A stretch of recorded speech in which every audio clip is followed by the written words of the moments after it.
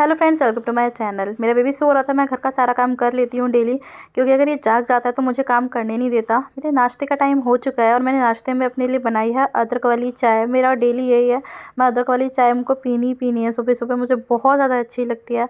और नाश्ते में कुछ हैवी बनाऊँगी तो लेट हो जाएगा थोड़ा, क्योंकि मुझे यही होता है कि बस जल्दी से ब्रेकफास्ट कर लूँ, ताकि अगर बेबी जाग जाएगा तो दिक्कत ना हो, वरना मेरा ब्रेकफास्ट नहीं फिर सीधा लंच होता है।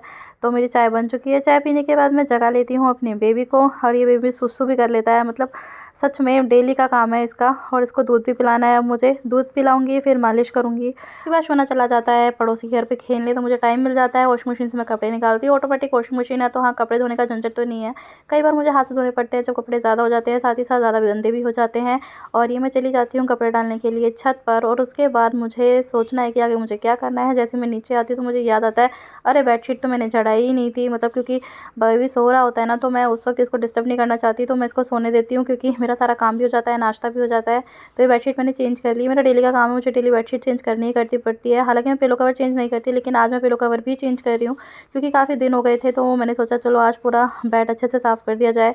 तो ये मेरी बेडशीट भी नहीं बिछ गई है, पिलो कवर भी बिछ गए हैं, और मेरा बेबी भी आने ही वाला होगा, क्योंकि मुझे उसे नहलाना भी है। तो मेरा बेबी आ चुका है और अभी मस्ती कर रहा है। इसके कपड़े वपड़े, क्रीम पाउडर सब निकाल के रख के जाती हूँ। अब इसको नहला के ले आई हूँ। इसकी मालिश वालिश करके अच्छे से इसको कपड़े पहनाऊँगी। हाँ, ज़्यादा रोता नहीं कपड़े पहनने में, आप देख ही सकते हैं। मतलब ईज़िली पहन लेता है, इतना परेशान नहीं करता। और ये सच में मेरे लिए बहुत ज़्यादा अच्छा पॉजिटिव पॉइंट है। और मैंने ये देखा बच्चा इमिटेट करके सीखते हैं। मैंने इसे थोड़ी देर पहले पाउडर लगाया था, तो अब ये पाउडर के डिब्बे के साथ वही हरकतें कर रहा है। मतलब कि इसमें से निकल क्यों नहीं रहा। मुझे भी पाउडर खुद से ही लगाना है, और तेल वेल लगा दिया है, कॉम वॉम कर दिया है। इवन पता है, मैं कॉम करती हूँ ना, तो जब भी इसे कॉम दिख जाती है तो ये भी कॉम करने लगता है। अब मैंने अपने लिए भी टाइम निकाल लिया, क्योंकि अगर मेरी अभी तैयार नहीं हुई ना मैं, तो फिर तैयार ही नहीं हो पाती पूरे दिन में। तो अच्छा से पूरा तैयार वैयार होकर इसके बाद अपने सोना को सुलाने की कोशिश करूँगी। इतने में जब मैं लिपस्टिक लगा रही होती हूँ ना, तो मेरा बेबी मेरे पास आ जाता है और बोलता है मुझे भी लगाओ। डेली का काम है, जैसे ही मुझे देखता है ना तैयार होते हुए, खुद को भी लिपस्टिक लगवानी है। अभी से पता नहीं है कि मैं लड़का हूँ, मुझे लिपस्टिक नहीं लगाना चाहिए। और अब मैं इसे सुलाने की कोशिश कर रही हूँ, क्योंकि उसके बाद ही मैं पढ़ पाऊँगी। पर मेरा बेबी सीधा साधा सा बेचारा छोटू सा, मतलब थकना खेलता है ना कि थक गया है, और अब फिर से सोने वाला है। और इसके बाद मैं अपना टाइमर लगाती हूँ फ़ोन के अंदर, ताकि मैं देख सकूँ मैं कितने टाइम तक पढ़ पाती हूँ। तो मैंने टाइमर लगा दिया और ये मैं पढ़ रही हूँ। तो फाइनली यहाँ पर मुझे लगभग 1 घंटा मिल जाता है पढ़ने के लिए, क्योंकि मेरा बेबी सो गया होता है 1 घंटे के लिए। तो इस वक्त मैं मैथ्स सॉल्व कर लेती हूँ, क्योंकि मैथ्स में पूरा फोकस चाहिए, कंसंट्रेशन चाहिए। तो अगर बेबी जाग रहा होता है तो वो इतने अच्छे से नहीं हो पाता है। कभी वो सुसु पोटी कर लेता है, कभी खाने के लिए मांगता है। तो मैंने सोचा क्यों ना पहले मैथ्स कर लिया जाए। तो मैथ्स के मैंने कर लिया, क्योंकि हमारे लिए एक एक मार्क्स बहुत ज़रूरी है। ऐसा नहीं है कि मैथ्स बहुत कम आएगा, सिलेबस कम हो गया है, लेकिन प्रैक्टिस तो हमें चाहिए ही चाहिए। वैसे भी मैथ्स मेरा बैकग्राउंड नहीं रहा, मतलब बीकॉम ऑनर्स से थी मैं, तो मेरे पास जो अकाउंटेंसी थी वो थी। तो मतलब मैथ्स वाला इतना बैकग्राउंड नहीं रहा, तो मुझे उसमें मेहनत तो चाहिए ही चाहिए। तो मैं अपना मैथ्स अच्छे से कर पा रही हूँ।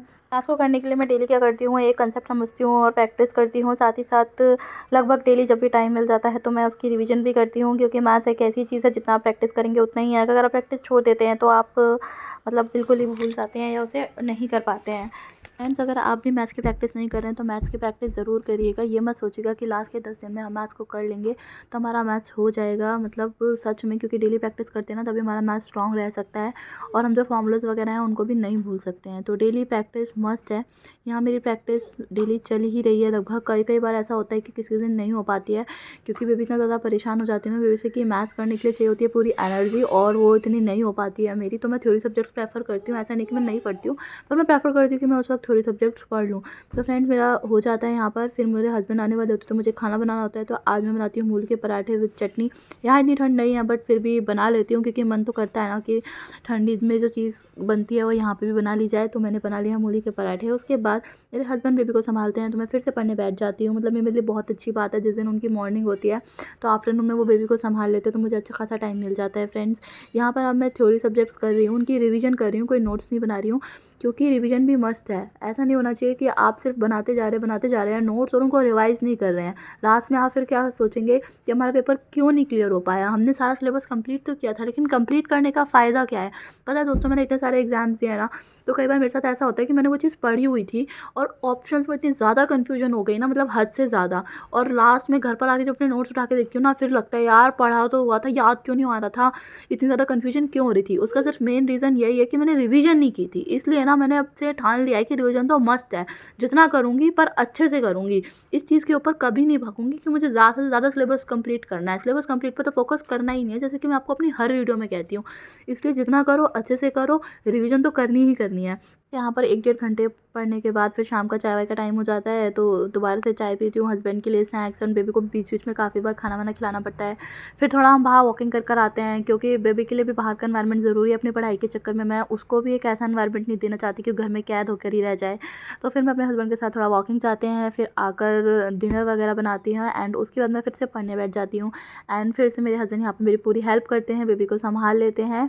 और उसके बाद मतलब मैं ना 9 बजे पढ़ने बैठ गई होती हूँ, और 1 घंटे बाद मैं देखती हूँ कि कमरे में से आवाज़ क्यों नहीं आ रही। तो जैसे ही मैं कमरे में जाकर देखती हूँ ना, तो माय गॉड, मतलब कि मैं मानती हूँ कि यहाँ पे इतनी ज़्यादा ठंड नहीं हो रही है, बट ये दोनों ना ऐसे ही सो जाते हैं बिना कंबल-वंबल के लिए। फिर मैं अपने हस्बैंड को जगाती हूँ और इनकी पोजीशन भी ठीक करती हूँ। मतलब ये लोग ऐसे सो जाते हैं, पर हम मतलब दूसरी साइड करके सोते हैं दीवार के, तो उनको अच्छे से सुलाती हूँ और उसके बाद दोबारा पढ़ने चली जाती हूँ फ्रेंड्स। अब देखिए फ्रेंड्स, बज जाते हैं रात के 2, और मुझे भी बहुत तेज़ नींद आ रही होती है। एक वीडियो भी बनाई होती है मैंने, जो मैंने अपलोड कर दी थी, शायद आपने देख ली हो। तो वो सारा काम ख़त्म करने के बाद मैं रूम पर आती हूँ और मुझे बहुत तेज़ आ रही होती है नींद, और अब मैं यहाँ पर सोने वाली हूँ। और फ्रेंड्स, सच में 2 बजे सोने के बाद हिम्मत नहीं होती कि मैं जल्दी उठूँ। ये था मेरा डेली रूटीन। तो मिलते हैं हमारे नेक्स्ट व्लॉग में। Bye bye.